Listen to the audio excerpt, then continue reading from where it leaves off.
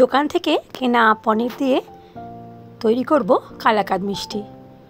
100 গ্রাম পনির নিয়ে নিয়েছি। এবার আমি গ্রেটার দিয়ে পনিরটা গ্রেট করে নেব। তাছাড়া কালাকাদ করার জন্য আর যা যা উপকরণ নিয়েছি অল্প কিছু কাজু, অল্প কিছু আলমন্ডস আর অল্প কিছু পেস্তা।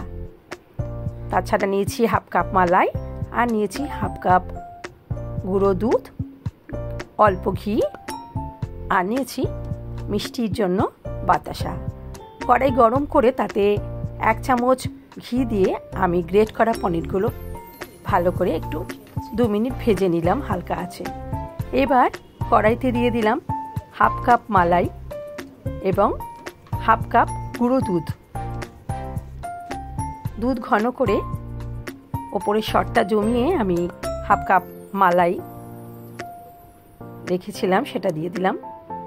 10 মিনিট রান্না করে নেওয়ার পর দিয়ে দিলাম হাফ চামচ গরম মশলা গুঁড়ো।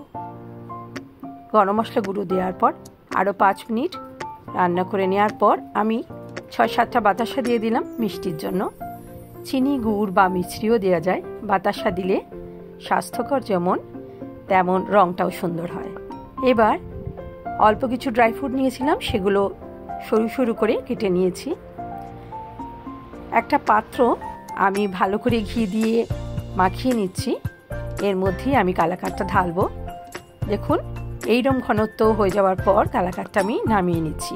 এর থেকে বেশি জাল দিলে বা রান্না করলে কালাকাদটা ভীষণ শুকনো হয়ে যাবে। এবার পাত্রটার মধ্যে কালাকাদটি দিয়ে ভালো মতন আমি একটু সেট হতে দিচ্ছি। ওপরে এবার ছড়িয়ে দিচ্ছি কেটে রাখা ড্রাই ফ্রুটগুলো। এবার আমি কিছুক্ষণের জন্য ঢেকে রাখবো ঠান্ডা হওয়া পর্যন্ত। 2 ঘন্টা পর ঠান্ডা হয়ে গেছে। এবার আমি একটা ছুরি দিয়ে স্কোয়ার করে কেটে নিয়েছি। দেখুন দেখতে কি সুন্দর হয়েছে, খেতেও কিন্তু দারুণ হয়েছে। কেনা পনির দিয়ে খুব কম টাইমে দোকানের থেকে ভালো টেস্টের কালাকাদ মিষ্টি খুব সহজে কিন্তু এভাবে তৈরি করে নেওয়া যায়।